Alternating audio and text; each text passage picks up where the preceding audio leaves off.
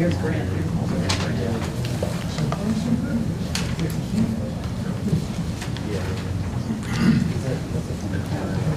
I don't think we will have the mayor. She's at the community police working group. It's a public engagement event.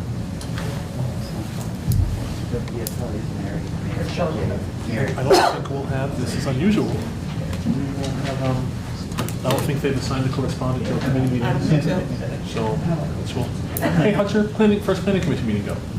Spectacular. Love it. It was good. Great. They took a really nice picture of you and I, struggling to remember the other two guys' names, so it was a good picture. Good.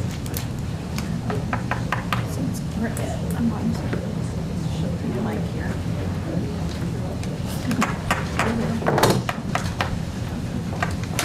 Where did Tim go? Tim is unfortunately no longer with LNP. Okay. And we saw him last week. He seems to be enjoying life as such. So. Okay. Yeah. Is there anyone to speak on the resolution? For the administration resolution. Mr. Campbell, will you be speaking to resolution number 5 today? To the extent that I can, yes. Okay. Is anybody else here to? Okay, great.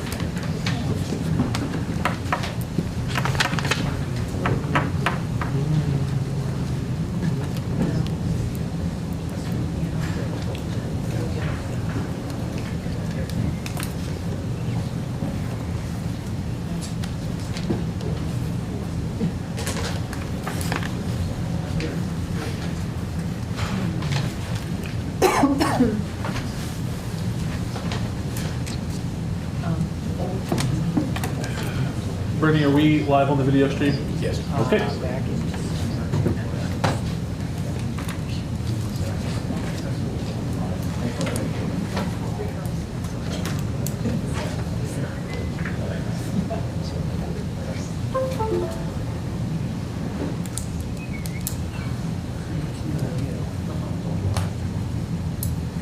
All the calls in here? A few more coming in.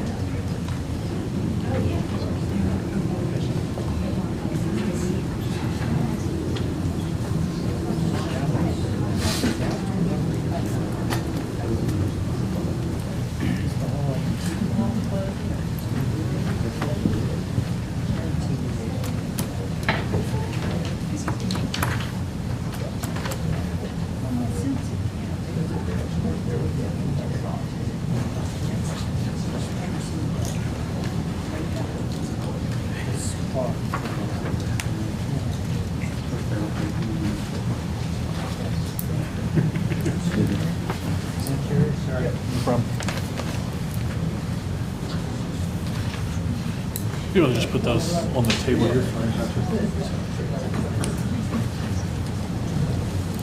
Or just hold them there for whomever else.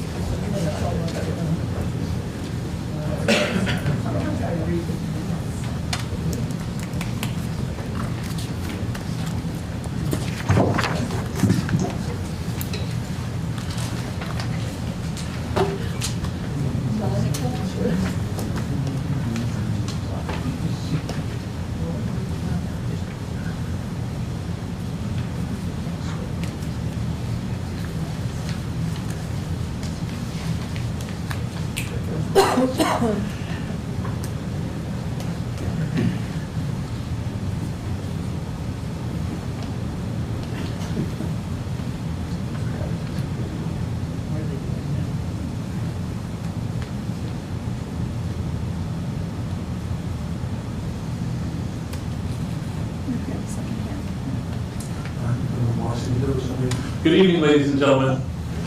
Welcome to the February 3rd meeting of council committees. Mr. Harris, will you call the roll, members? Yes, Mr. President. Mr. Arroyo. Here. Ms. Vega. Here. Ms. Gregg. Here. Ms. Diaz. Mr. Garcia Molina. Mr. Soto. And President Smith-Waito. Here. Councilors Diaz, Garcia Molina, and Soto are excused this evening, so you're stuck with the 4 of us tonight. Approval of the minutes for January 14th, 2020. I'll hear a motion. Motion to approve. Second? Council comments from the public? Hearing none, all in favor? Aye. Can we do that by acclamation? Great. Since I have the floor, I'll take a moment to note, as we briefly discussed, that we are without a regular beat reporter who would typically sit over here. And kind of aside from the fact that we all knew and loved Tim, there's significant value to having some kind of journalistic outlet regularly covering meetings of the public interest. So I think that's a shame. I Sir? didn't know I had to sign sheet. I'm Chris Oh. Morgan. I'm- Oh, great, Chris. Welcome. Thank you. Thank you. Oh my God. I I'm met a so few at excited. the last meeting and. Yes, this is great. I'm just so glad somebody's here from the newspaper. Yes, sir. You don't Um, have to sit in any particular seat. Yeah. That's just where we're used to having. Yeah. Great. Well, we'll keep an eye on you. That's fantastic. Great. Strike all my previous comments from the record. Personnel committee, we are down Councilor Diaz, so Councilor Bakay, would you be so kind as to chair? Absolutely. The first point on our agenda this evening is a nominee for appointment to the Historical Commission, John Spitalier. John is here. If you want to come on up, have a seat at the table. There's a microphone there in front of you. If you just want to turn that kind of toward you and push the little button. If it's not already on, great. Just so we all can hear you. So you are, you've expressed interest in being nominated to the Historical Commission Yes. in the seat filled by a licensed real estate broker, is that correct? It is. And you are, in fact, a licensed real estate broker? I am. Sure. If you could just briefly tell us a little bit about why you're interested in this role. Oh, gosh. Well, one, I was asked. I was a newspaper reporter for the Lancaster newspapers for a number of years, starting in 95 to 2005. To check the dates with the guy that replaced me at that desk. And I join you, by the way, in recognizing that the city should be covered by a city news reporter. So, by a full-time city reporter, with all due respect.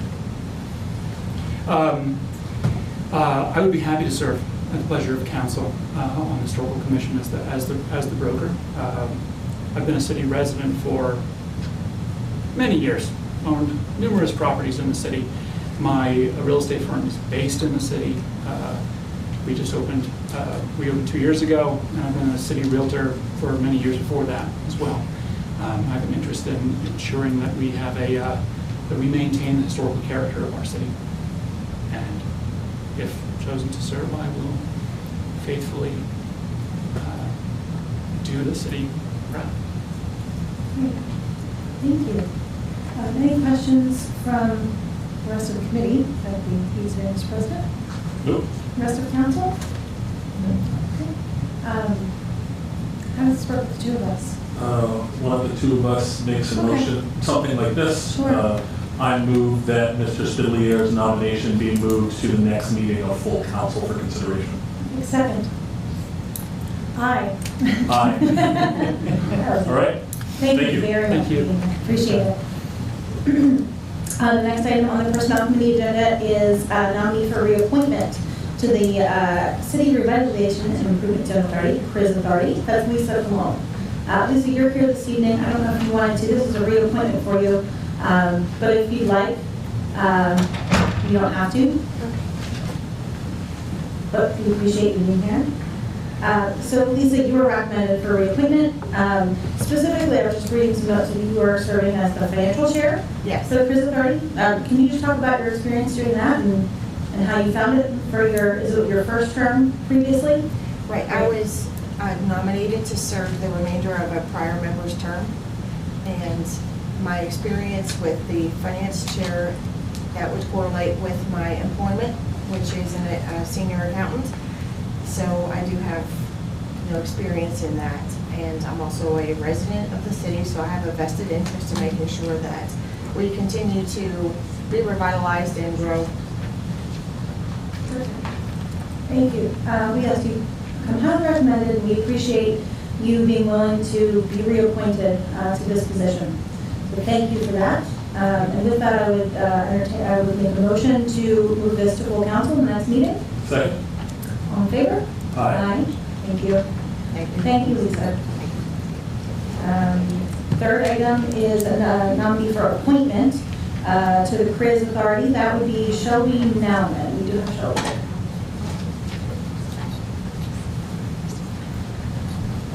Hello. Hi, Shelby. Welcome. Thank you. Thank you. So thank you for being here. So Shelby, you were recommended to be appointed.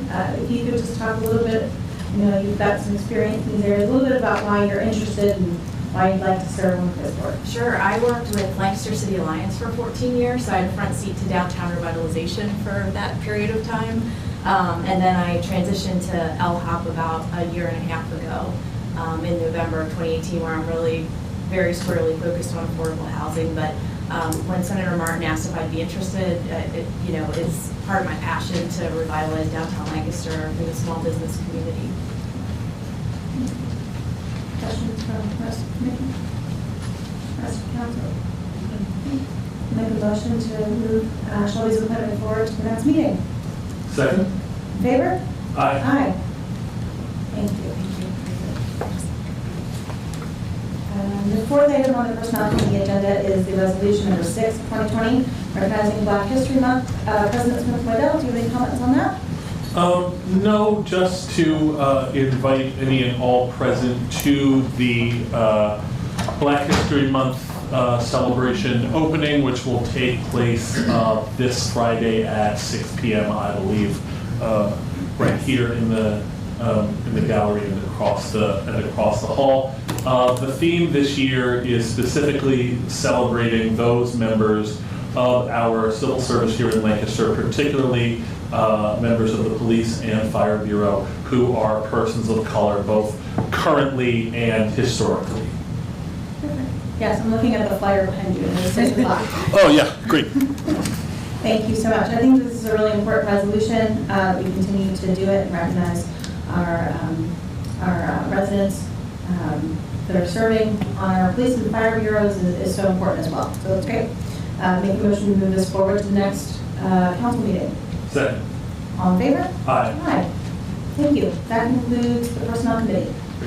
So for anybody watching along that is confused as to what's happening, the president of city council is an ex officio member of all committees so that in a situation like this one, the business of council can continue to be conducted, even in the absence of multiple council members, in case you're wondering what's happening. I will now turn it over to Councilor Craig for community planning. Thank you, Mr. President.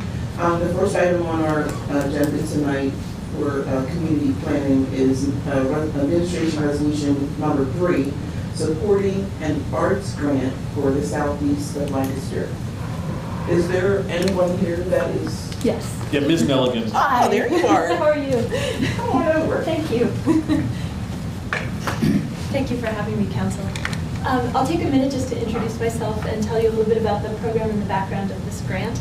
My name is Marcy Nelligan. I am the program manager of South Central. Could you use the microphone, please? Yes, absolutely. Is that better? Thank you. South Central Partners at Millersville University. We are the arts and education wing of the Pennsylvania Council on the Arts, handling the South Central region of the state. And so my job is basically to be a matchmaker between artists who live in the community and sites that would like to bring artists in for residencies. And these residencies are designed to be very rich and robust, such that an artist coming into a school would be integrating their art form into the school curriculum and strengthening it and reaching students in a new way, and doing the same kind of thing in the community, solving community problems in an arts-based sort of way. So I had been working with SACA on a number of different projects, and they recently, they're in the process of finding out about their 5-year grant from the Wells Fargo Foundation that's focused on the Southeast neighborhood. And they invited me in to sort of talk about the arts, and were telling me that they had discovered that the community was really sort of begging for the arts as one of the main priorities that they had identified for the Southeast. So we got wind of a new pilot project, the Creative Communities Grant, and decided it would be a perfect way for my program to extend its reach and depth in the Southeast, but also for the Wells Fargo Foundation money to be extended so that the arts could become a richer and more robust part of that project, which is focusing really on issues of livability, economic development, and community cohesion. So this project was conceptualized through that. We were one of 4 sites to win this grant out of 105 applicants across the state, competing with Philadelphia, Pittsburgh, so we're very proud of that accomplishment. And it will bring $25,000 a year for a 4-year period into the community, but the Wells Fargo Foundation money will be used to match that. So it will be, I think, a very robust project. So that is it in a nutshell. I do have one question, Sure. and that is, it says that they're going to, the artists will engage the community. What's kind of the plan for that? We have 4 artists who are going to be hired to work in the community. 2 of them are mentor artists, Josh Crepera and Selena Almanzar, who have roots in the Southeast, very rich roots in the Southeast. Selena lives there currently. Josh is the son of Carlos Crepera, who started SACA, and he splits his time between Philadelphia and the Southeast. They've both done extensive community-based work and creative placekeeping work, which is what this grant is sort of about. So they're going to be mentoring 2 artists in the community to dig into the needs of the community and facilitate art programming that is really being requested by the community. So we see this all as being very much collaborative work between the community and the artists, and it takes a certain skill set to be able to facilitate that sort of work. So our plan is really kind of to train the artists, but also to have this web of interconnected knowledge and expertise that will facilitate that. Thank you. Any questions from the rest of the council?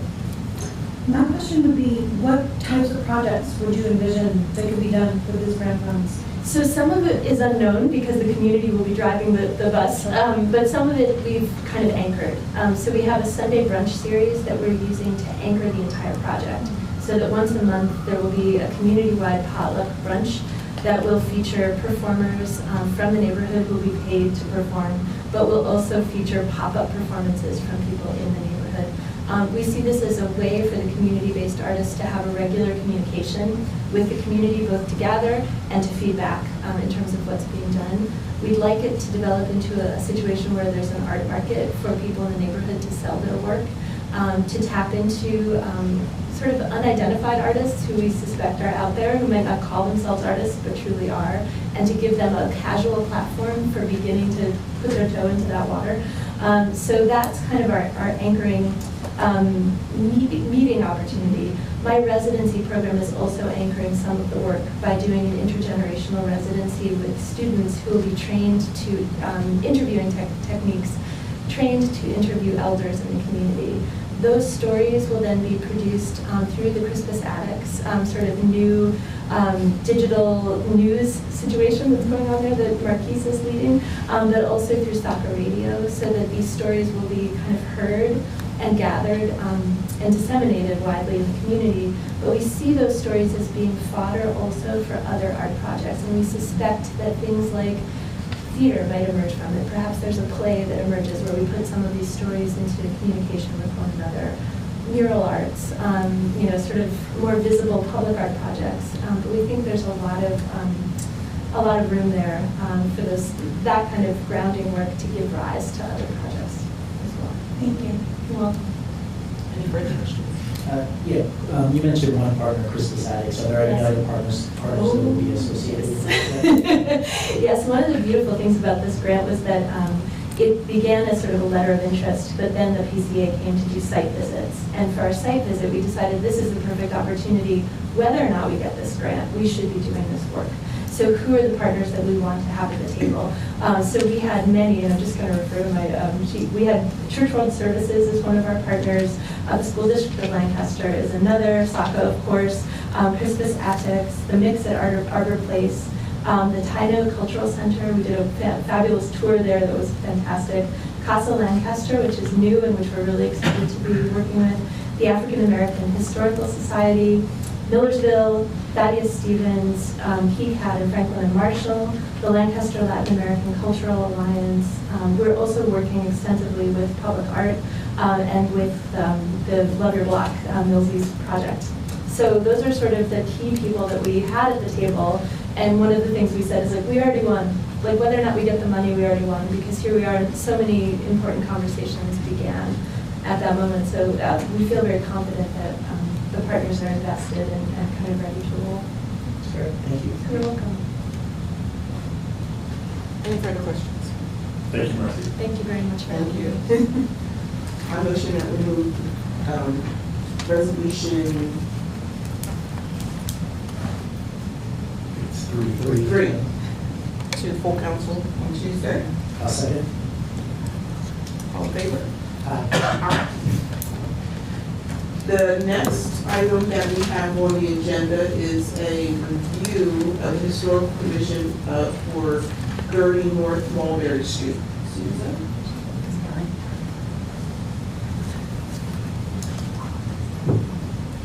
Sure. Thank you. Yeah. Yes. My name is Ryan Weaver, and I'm with Mulberry Street Investments, the owner of the property. Thank you. As a setup for the application, briefly, he appeared first last October with a proposal for a 4-story building at this site. There were building code issues with that design related to both egress and then handicap accessibility. So we suggested they withdraw and come back with a revised design, and after meeting with building code people. The commission did not talk about the demolition at that time in October, pending the submission of a final design that they were going to act on. They did come back in January. They had lowered the structure to 3 stories, which both addressed building code issues and was really more appropriate to this neighborhood. There were neighbors there, and even amongst the historical commission, there was no opposition to demolition of the existing structure, both because Ryan's documented that it's really been structurally compromised by these haphazard alterations and damage, and then also loss of historic integrity.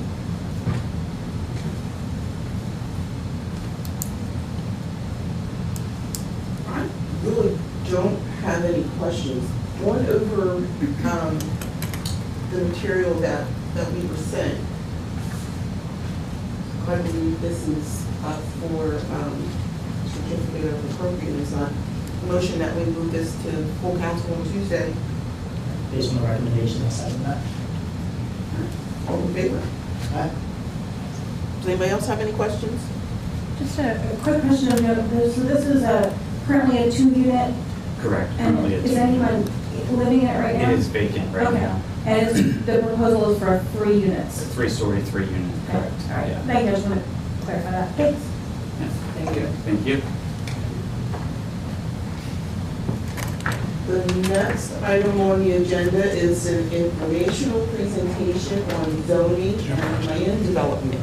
I'm sorry, Yes, Councilor sir. Craig, the young lady behind you has a... I don't know if it's Yes, appropriate to ma'am. ask, but is it possible to view those plans anywhere for the new construction? Are they available? I'm sure there is. Okay, Let me, when we're done, get your okay, name and email address, and I'll make sure you get that. okay, perfect.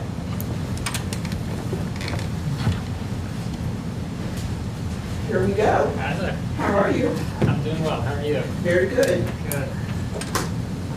So, because you're about to get more information than we can possibly talk about this evening, I've given you some printouts to follow along. Try to plug this computer.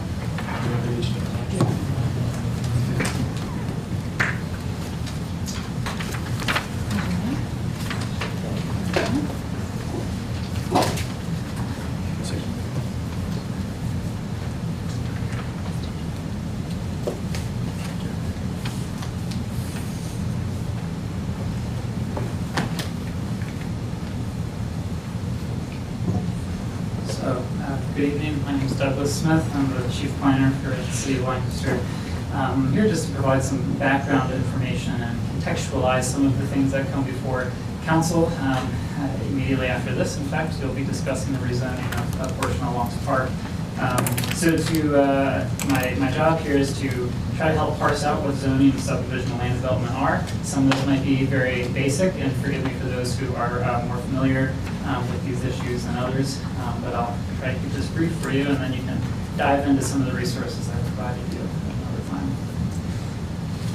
So the municipality's planning code is the state law that enables both the zoning and planning processes that we use. It's a uniform planning code that sets up the process to accomplish coordinated development and also to protect and promote the safety, health, and morals of the community. I've listed some of the things that are included in the MPC. We'll be focusing on the zoning and SALDO, but some of these matters will be before you in the near future, like comp planning, an official map, and maybe even joint planning, who knows? I'm optimistic. There's that list for you. So I'll start with the zoning portion. This is a very traditional, basic definition. Zoning is the regulation of land according to use and the bulk and height and density of buildings. In reality, it includes a little bit more than that, and I'll get into that. But first, some of the key players in zoning.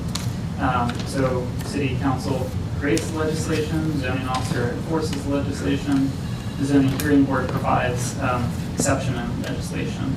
And actually, the Planning Commission should be listed here as well as the body that recommends legislative changes to the council.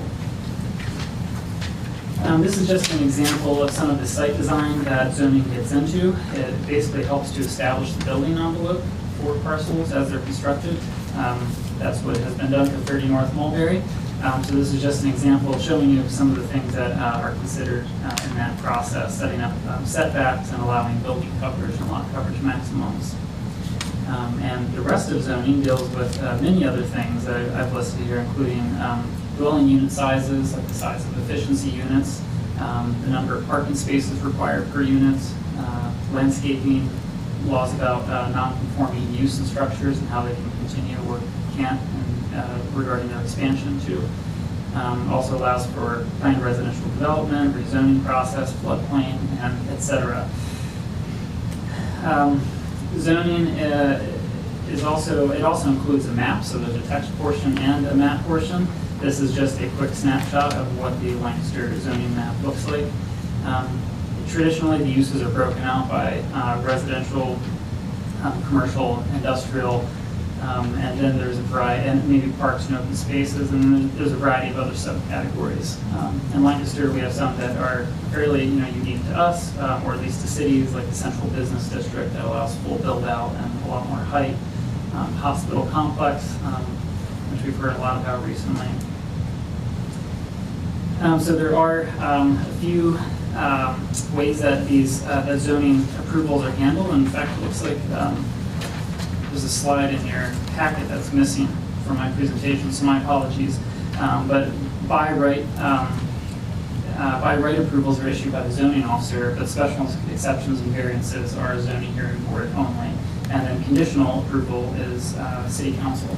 There are only two things that that would come to you though through conditional approval. I'll get to those. So special exception, as we say, is neither special or exceptional. It really allows for the zoning hearing board to provide a little more scrutiny and perhaps attach conditions to hours of operation, ensuring that it meets certain performance standards to avoid any nuisances. Examples are home occupations or community gardens, drinking establishments, etc.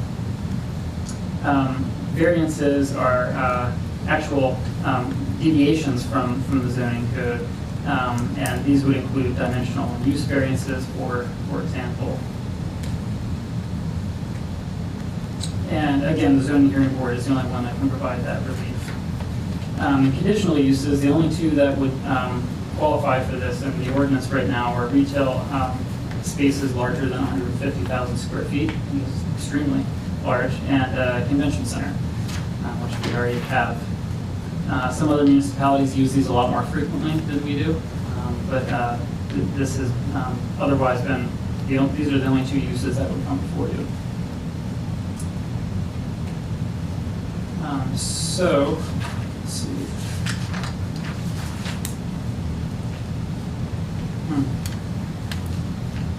Give me one moment here. Oh, yeah, I have a printout, unfortunately, but yeah, here's the.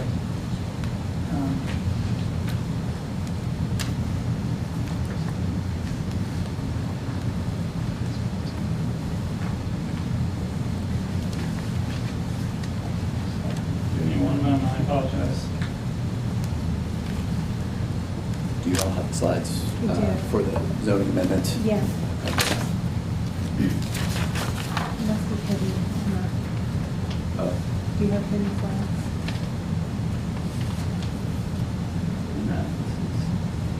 Yes, there we go. My apologies. So there's also a process for amendment to the text and the map. The text is slightly different and less cumbersome, but this is a standard process where an amendment would begin being proposed by a governing body or a private interest. City Council would recommend this to the Planning Commission, LCPC, and LIMC, our Intermunicipal Planning Committee, for review. City Planning Commission reviews and offers comments, so does LCPC, Lancaster County Planning Commission. And they issue comments regarding consistency with the county master plan and intermunicipal plan. And then finally ends up to council committee, where we are this evening. And 2 readings. The first reading by council at a full meeting would be the public hearing. That's the one of stenographic record. And then the second reading being the one that typically is voting on the amendment. A map amendment includes 2 extra steps in this process, and that would be notice to the landowner of record by first-class mail, announcing the public hearing, and then posting notices on the affected tract of land, also announcing the public hearing, and then followed by the 2 council meetings. Subdivision and land development, we'll move on to that. It's a very different process. Saldo is, and I'm going to refer to it as Saldo, so forgive me. The Saldo is applied uniformly across the city, unlike zoning. And the purpose is to maintain reasonable and acceptable design standards and coordinate public improvements with private development interests. So this would be things like curb, sidewalk, street trees, right-of-way issues. Some of the objectives are listed here. I pulled these from a DCED resource that I'll point you towards at the end, but I thought that this was a good list of objectives. So the city can require payment for improvements, public improvements. We can protect the municipality from problems and costs that may inherit later on. Ensure decent quality of life for citizens by encouraging walkability and superior urban design. Help attract investment in homes and businesses through quality built and natural environments, which is how a lot of businesses are locating these days based on those assets. And then coordinating reviews among many entities, local and state. So key players in Saldo, of course, council creates the legislation, the Planning Bureau and the Department of Public Work enforces the legislation. And I listed some of the bureaus that are involved in that process. And then the Planning Commission does provide exception to the legislation, similar to what the Zoning Hearing Board does for the zoning code. And then it provides final approval to land development. So that's a bit unique in the state of Pennsylvania and even in Lancaster, is that the development projects don't make their way to City Council. It's the Planning Commission that has the final word on approving them. And then Planning Commission also recommends amendments to the ordinance. And finally, LCPC does provide advisory comments too. So this is some of the contents of the Saldo, the land development ordinance. I'll go through these very quickly, but it does set up a process for plan approvals, administration and fees. Design standards I'm going to dig into just a little bit more to give you a sense of what we can require from development projects. There are provisions for parks and open space and dedication, or payment in lieu of, or providing private recreational facilities. We can mitigate transportation impacts by requiring certain improvements or studies, signalization, addition of street signs, and then financial guarantee. The city does hold money or a line of credit for developers to ensure that the improvements are made. So these are some of the design standards that we enforce regularly as we do plan review. Public right-of-way improvements, as I mentioned, could be road expansions or even building roads, curbs, sidewalks, street trees, rights-of-way, safe ingress and egress for all users, driveways, traffic volumes, off-site improvements, bike and pet planning are some of the examples. Property utility planning is a really important one. I collaborate with the Department of Public Works regularly to ensure that there's proper water, sewer, stormwater facilities coming in and out of properties, and that there's legal easements to enforce all of that. And then lot design, the way that land is divided up. So I've given an example of some projects that we deal with. So with Saldo, the adaptive reuse of an existing structure, such as the press room, or the press building, sorry. In addition of a non-residential structure, so it would be like Rhodes Energy down on Hazel Street. A new multifamily structures such as Stadium Row went through land development. A new commercial building, large or small. Marriott Tower is a large example, but even if there's a very small accessory building added to a non-commercial business, it qualifies as land development. Subdividing and adjusting lot lines too.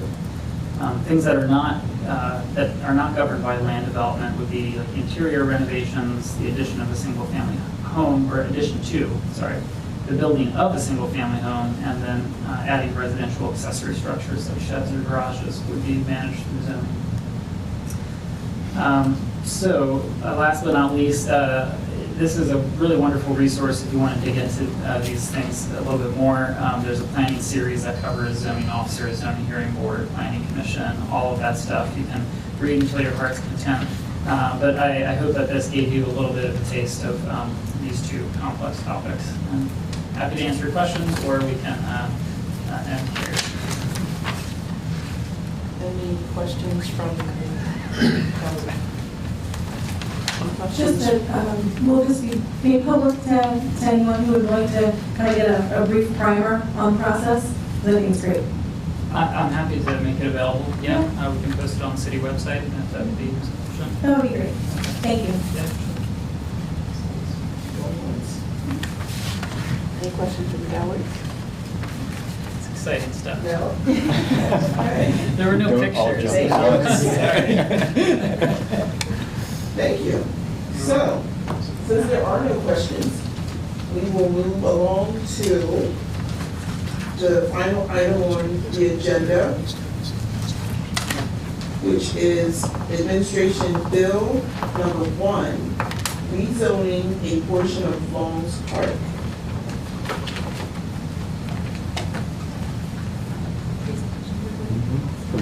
Sure.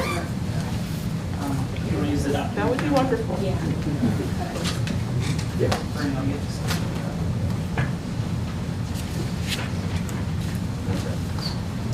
Just give us a moment. We're going to try to set up the projector. Okay.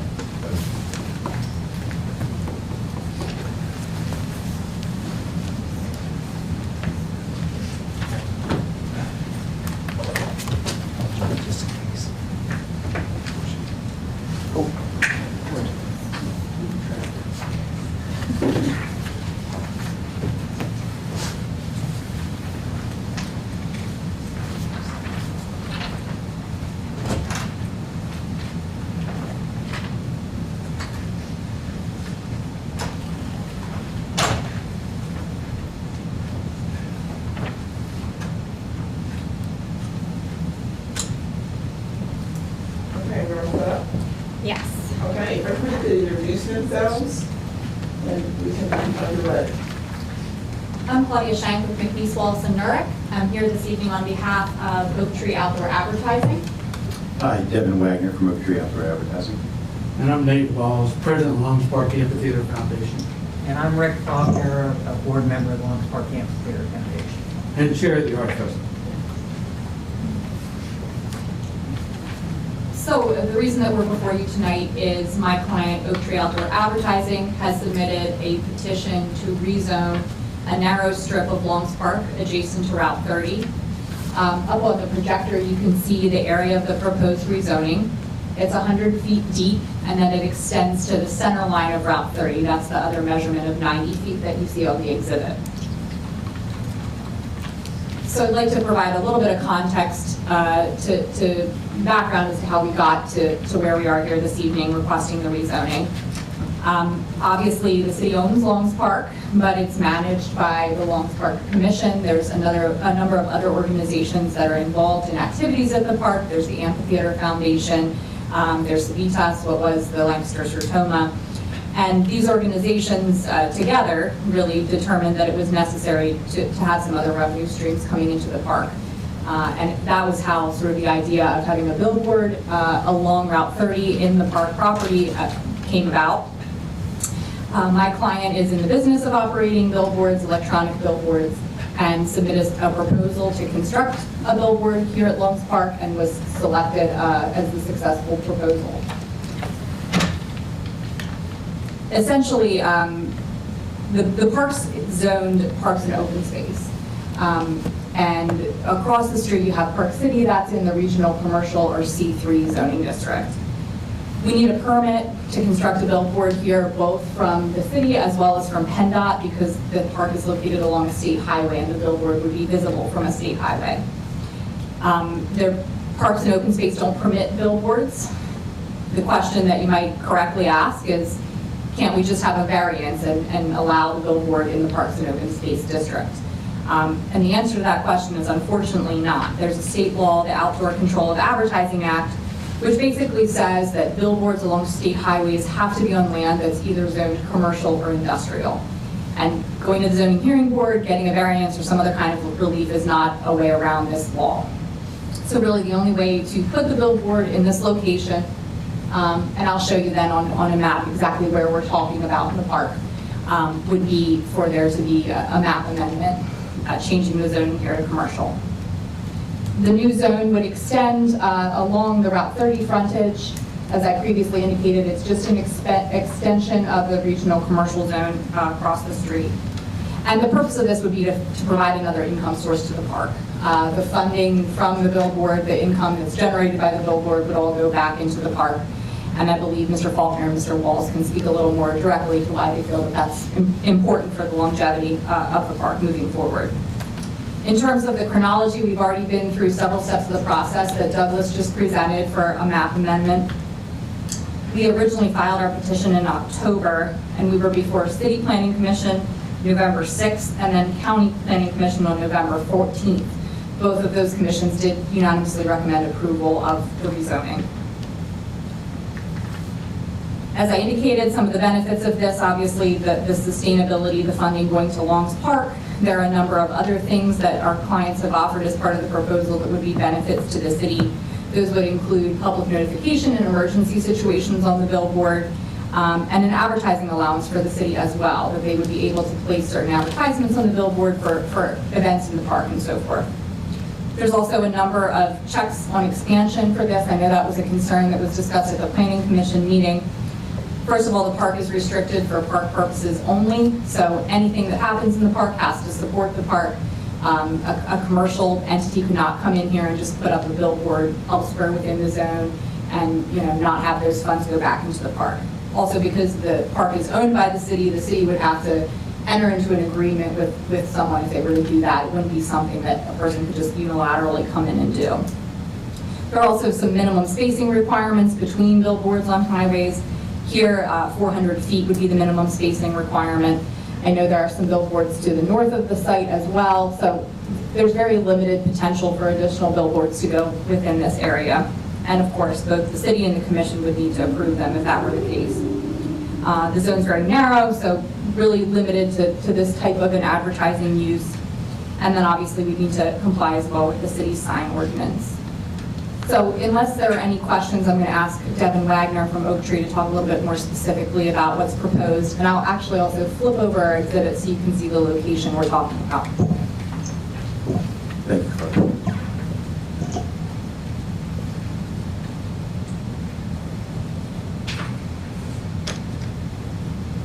Looking at the aerial site of the plan indicated on the map, the position of the proposed billboard is Not super clear, but yes, that's the location.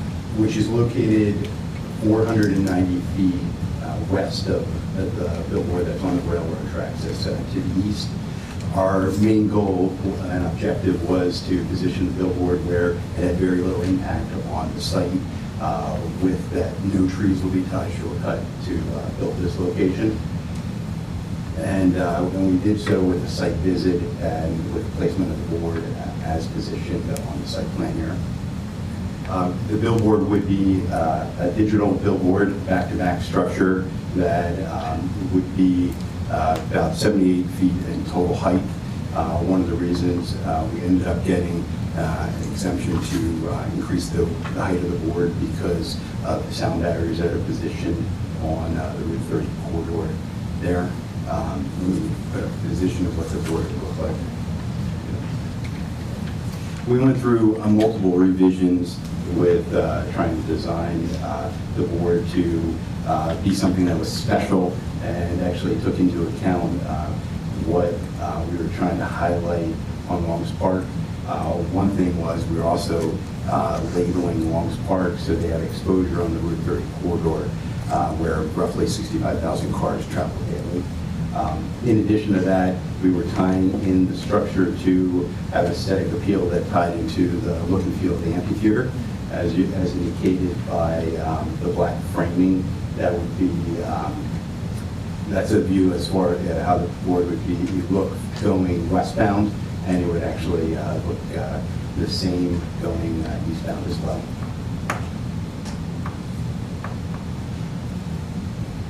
And again, just to point out that with the location of the board, it had very limited impact to any type of trees, and the positioning was to have the viability of visibility from the road, so advertisers were interested in contracting locations on that specific sign.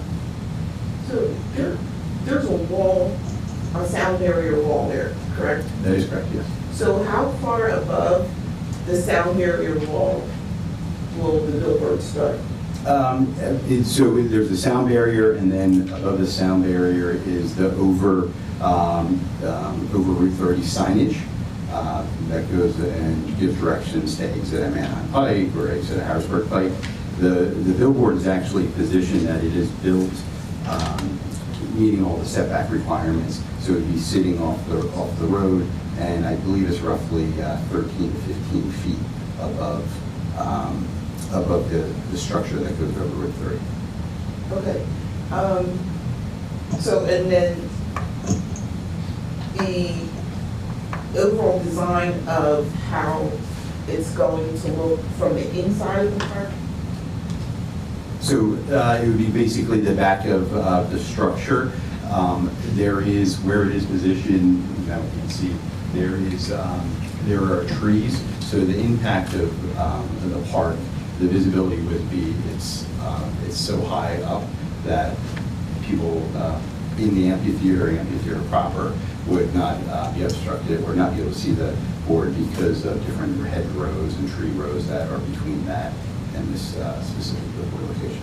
Okay, what about the pole there that's, or whatever? Sure, the pole, yes. Yeah, what's that going to look like? The pole, as indicated on here, is just going to be a dark green, again, to be not very obtrusive with visibility and kind of tying into the overall feel of the park.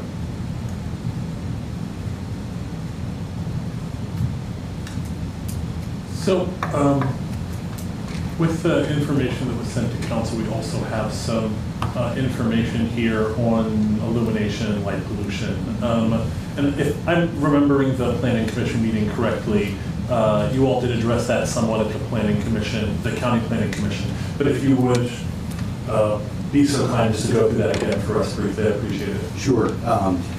The structure, the digital structure is made of LEDs, which is very directional lighting.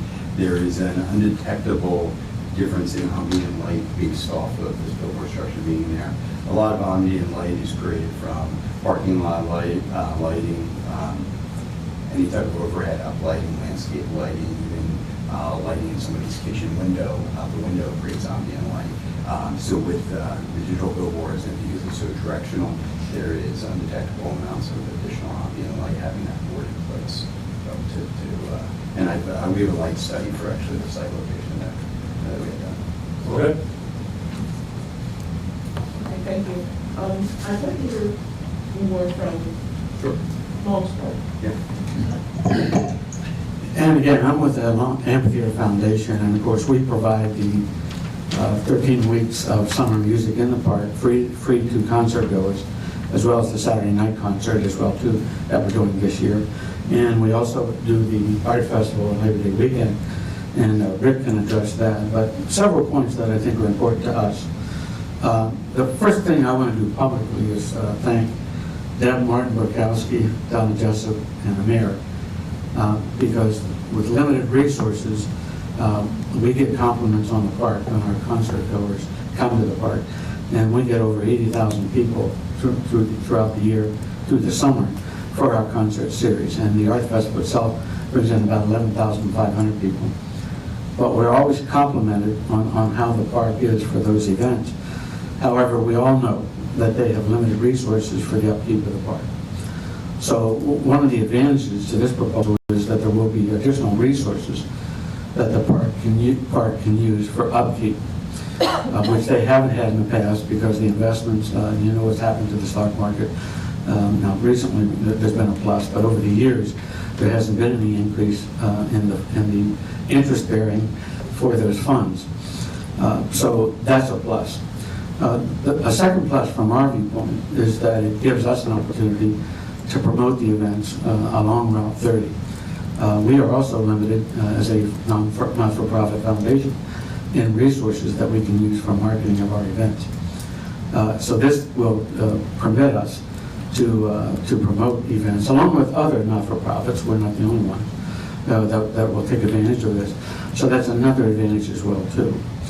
And I think a third advantage is that the commission had an opportunity to have input into the design.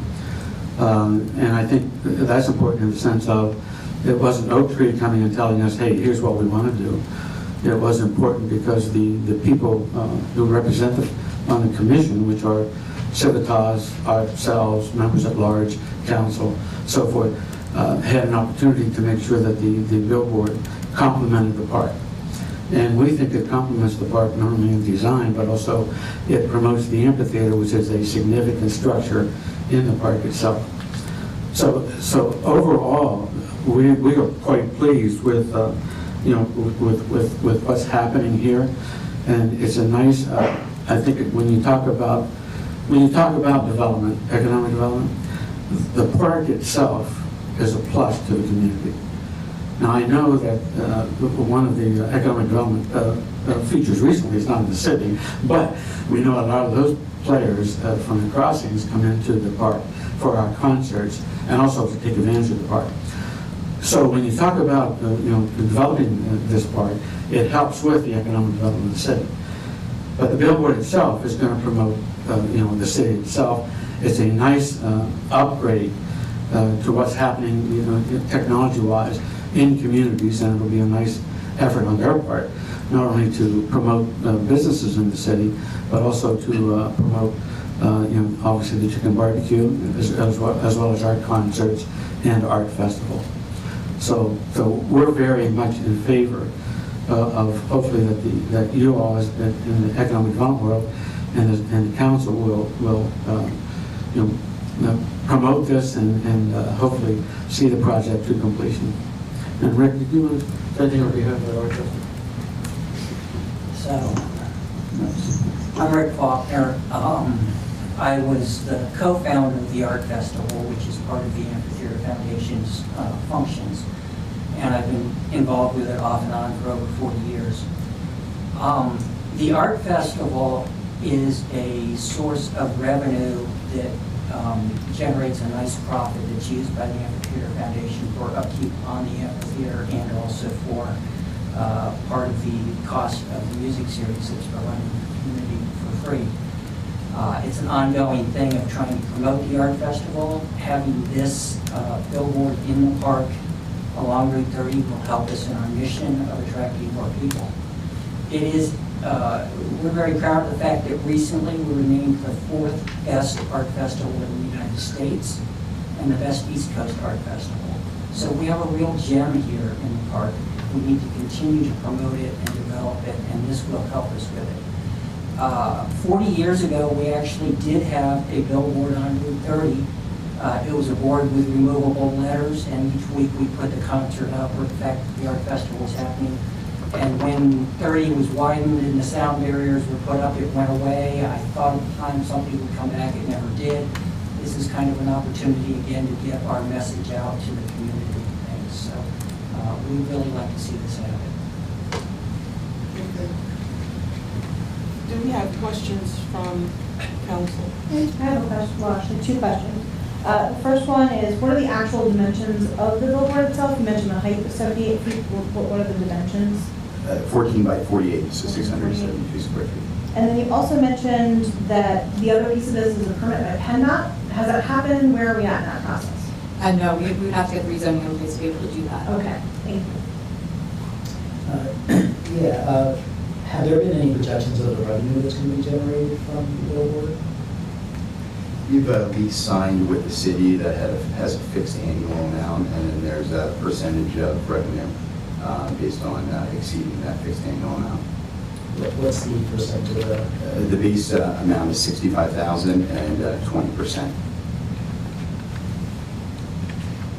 And additionally, there's the 20% digital billboard credit that's able to be used on this structure, as well as our 22 other digital faces that are throughout Lancaster County to help support and promote the event. Gentlemen, what's $65,000 maybe?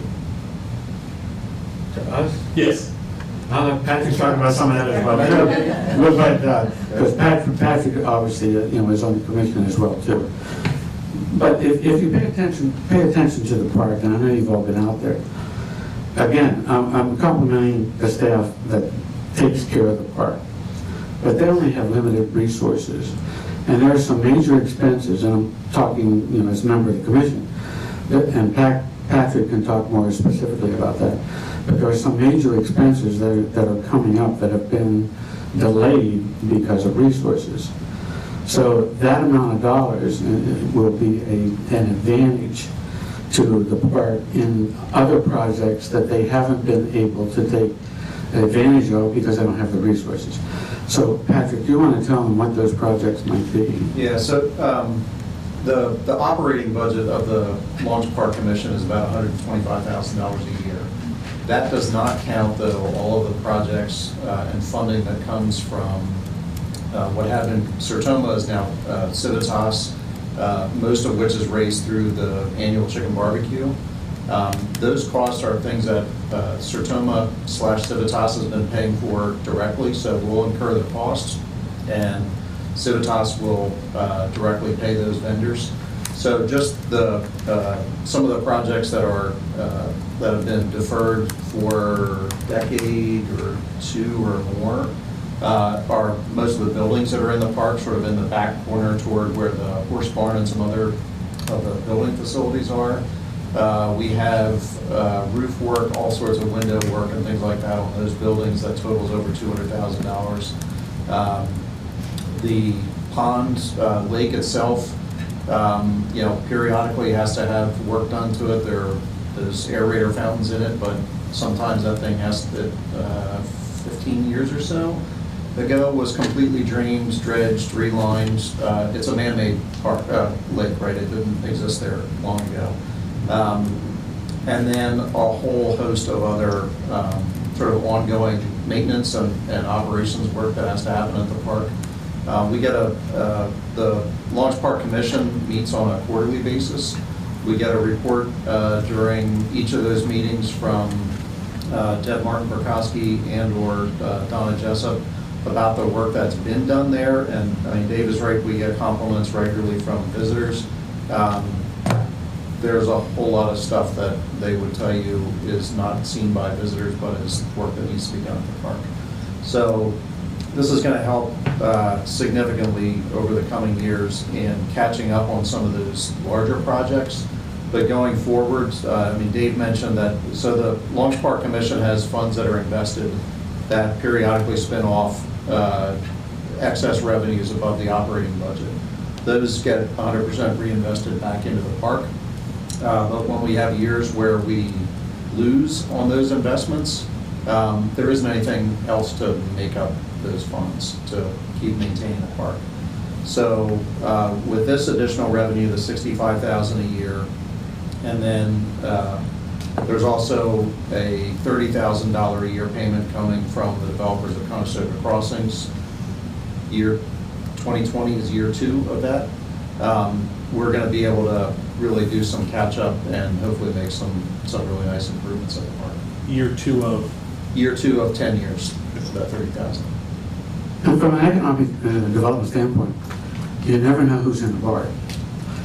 Because I know both with the art festival and with the summer music series, there are a number of regional people who come in, and of course that's a very visible, entity for those people to come in and take a look at that park. And it's a major, selling point when you talk about recreation in the park. And I think it's essential to keep that park up as well as the facilities. Thank you. Just out of curiosity, when you were exploring ideas of revenue generating, how did the billboard come up? Were there other ideas that were proposed as There were several. I guess there was a firm or two that came to the commission, and at that point, we wanted to make sure that we also had a local developer have an opportunity to build it, and we talked about that, the revenue as well. Now, I don't know if Patrick and his committee have talked about additional revenue. We're always looking for additional resources for the music, which is what we do. So Patrick, I don't know if you can... Yeah, so the way this came to us was another billboard company came to the Launch Park Commission and had a proposal for doing something similar, not quite the same thing, but something similar. At that point, that got discussion going, one, because we always are looking for additional revenue sources to help fund the park. But we said, okay, so if one billboard company thinks that they can make money and also make contributions to the park, we ought to put this really out and get additional proposals, and that's where Oak Tree came to the table. Those proposals were then reviewed by city solicitor and by the commission members. I think we made the approval last July. Yeah. Is that right? At the July quarterly meeting. The other point I should make too, from the foundation's viewpoint, is we also pay into the park. We're not just taking out of the park. So we do pay for some of the expenses affiliated with the concerts and the art festival. So we're also contributing to the park financially. The launch, for those of you who don't know, the Launch Park structure is totally different from every other park in the city. When the land was donated to the city for a park, the commission was formed. The mayor is the chair of the commission. The business administrator has a seat on the commission. The treasurer is on the commission. The treasurer and controller of the commission.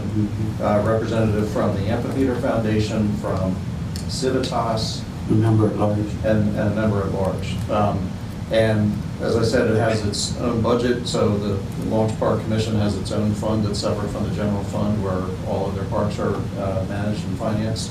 So it really is a bit of a different animal. And, all along the discussion about the revenue from this billboard is that 100% of it will be reinvested back into the Launch Park operations and capital facilities.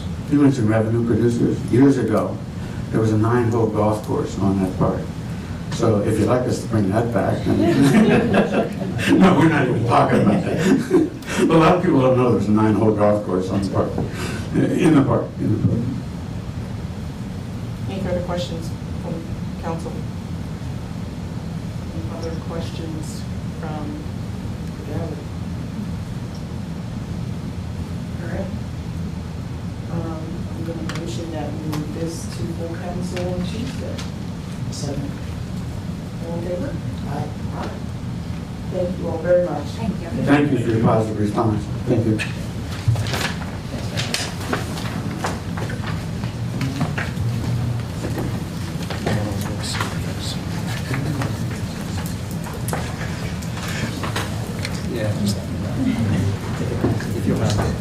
Mr. President, that is all that we have on the community planning. Thank you, Councilor Craig. Public Works, Councilor Soto is excused. Councilor Arroyo, would you be willing to share? Thank you, Mr. President. We have one agenda item for the Public Works Committee, Administration Resolution Number 5, authorizing an easement agreement with Norfolk Southern I'd like to invite Mr. Campbell to speak.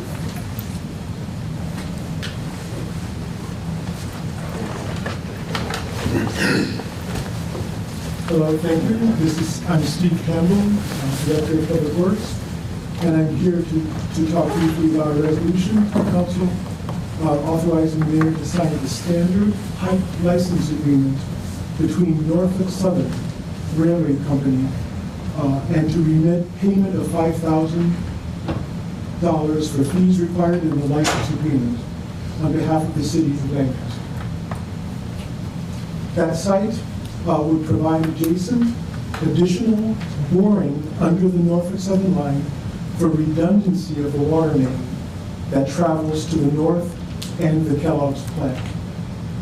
We believe that it's not only necessary for the betterment of the project, but the redundancy in question is for a line that was built in the 1950s. So in order to make sure that the system works and runs properly, we would have this redundancy. It's a relatively modest cost, and this is in fact the standard license agreement that we've requested in the past for a different portion of the same line. Great. Any questions from the committee? No. That's it. Anyone from the gallery? Awesome. Thank you, Mr. Campbell. I'll motion to move this to full council. Second. All in favor? Aye.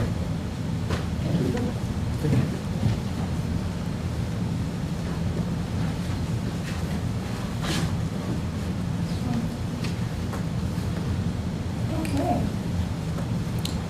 Do we have anything else? Oh, I'm sorry, that is all. Thank you. Councilor Beckett, Finance. Great. Just to make note, there are two things listed on this agenda, but the second item was actually struck, so there's nothing there. There is no resolution 7 as of yet. So we're just going to have one item. It's resolution number 4, exonerating water and sewer charges for the city-owned and related properties. Mr. Hopkins, you want to speak to that?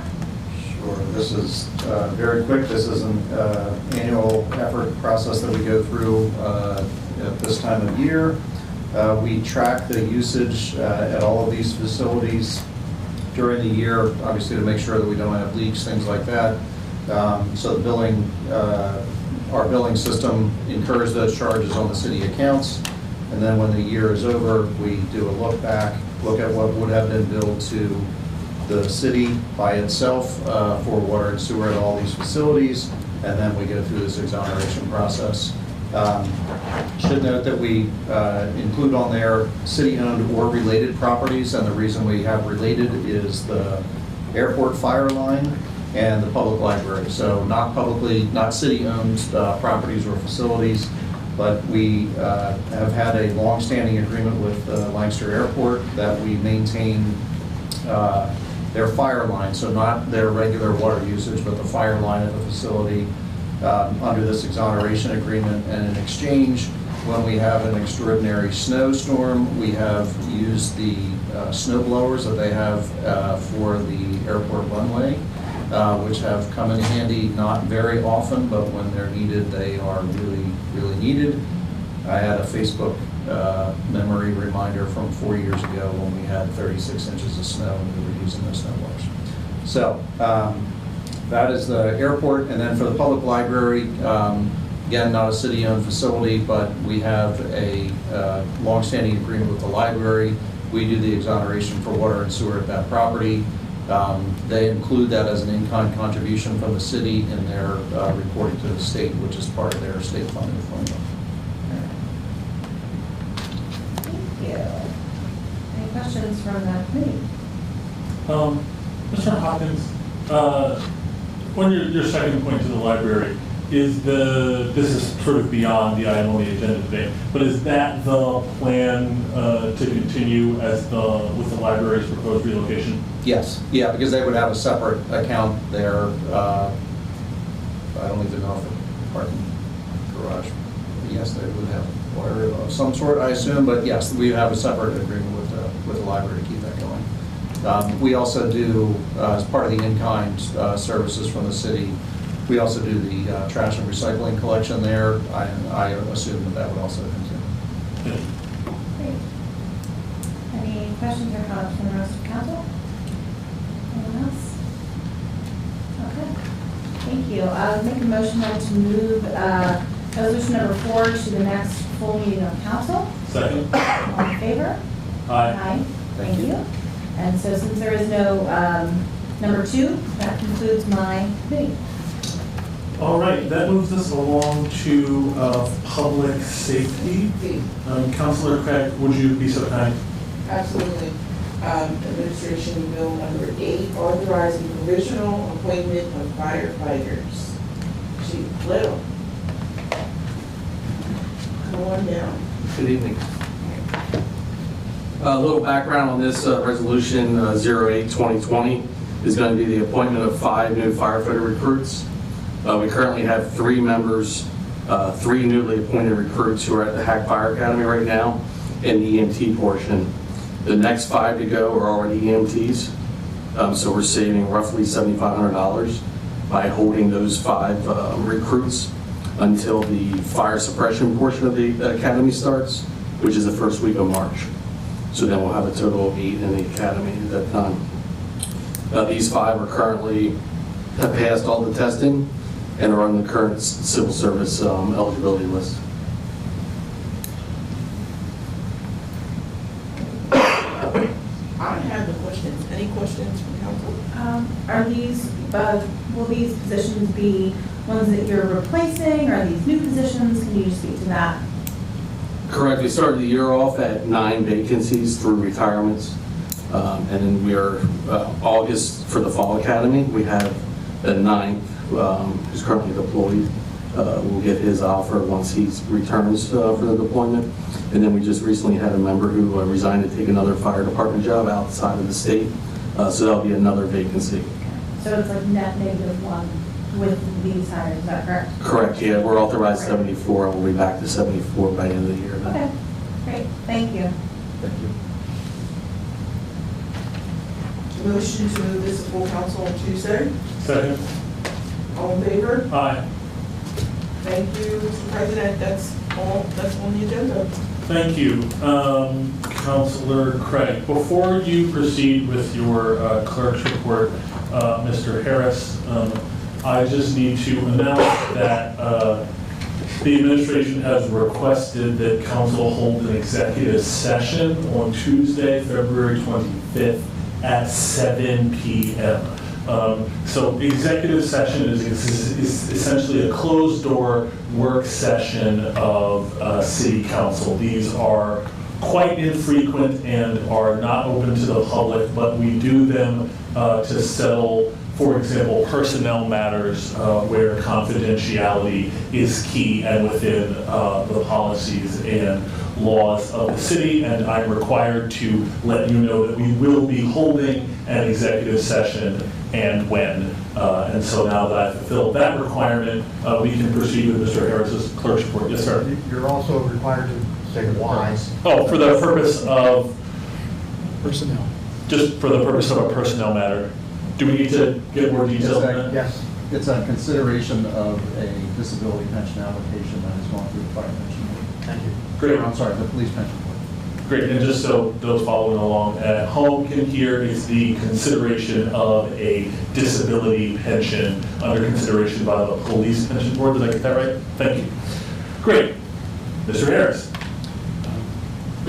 Just as a housekeeping, just as a housekeeping measure, council, what the last resolution that you went through, which was number 8, will be renumbered number 7, since the capital improvement list resolution was dropped. Thank you. So it will be presented as resolution number 7 when you see that on the agenda on Tuesday. Clerk's report. So I prepared the Norfolk Southern agreement that you had gone through this evening, as well as that resolution regarding firefighters. Research, I assisted Lancaster Township staff researching annexation records. I researched the origin of the Shade Tree Commission for some information that they're preparing for the public. Big thing I've done in the last couple of weeks was prepare the 2019 yearbook, which is a compilation of the resolutions, ordinances, agendas, minutes of council action for the last year. And that has been delivered to the binder and will take its place on the shelf of the council archives once I receive that back. Okay. I attended the Lancaster Parking Authority meeting, provided a summary of that. And codification, I also authorized the 20 ordinances that were adopted by council last year. Those are going to be codified, and I guess probably like 2/3 of those are actually code material that will be worked into the code. So that process has started, and it will take a couple of months before we actually have printed copies that will go out, and it will be woven into the online code. Okay. And before we end this evening, you have statements of financial interest. I began the process of distributing statements of financial interest. Those are due on May 1st for the previous year. So these are for 2019. Those of you who were not on council last year will recognize that this is something that you've done as a candidate. And you will have to do those also for your candidacy from last year. So those are done by the elected officials and staff of the city. Some 72 people that are on staff do those.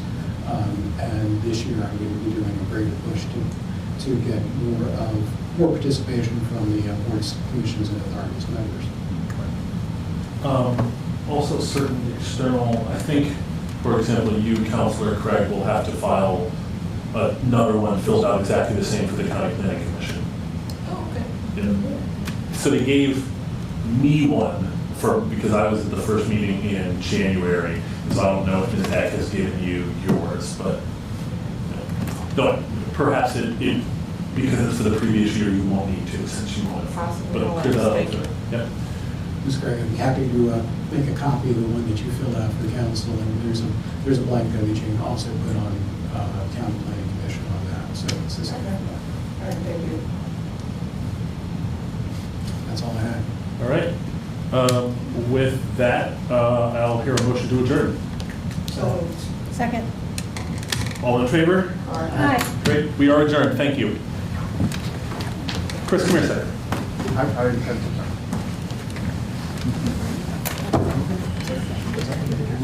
Good. Can you send me your address to make sure I have it? I know your sunshine. I've been waiting for him to say the purpose. It's be about 30 minutes before the meeting.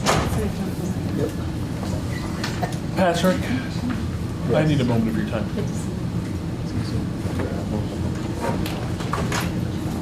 Yeah, that's my role here. One of my roles here, anyway. Hey, nice to meet you, sir. Good to meet you. My question. Would you? Just. Was I the Chris you wanted to talk to, or? You are the Chris I wanted to talk to. Just wanted to, put a name to a face and thank you for being here. That's directly before council. Is that expected to be?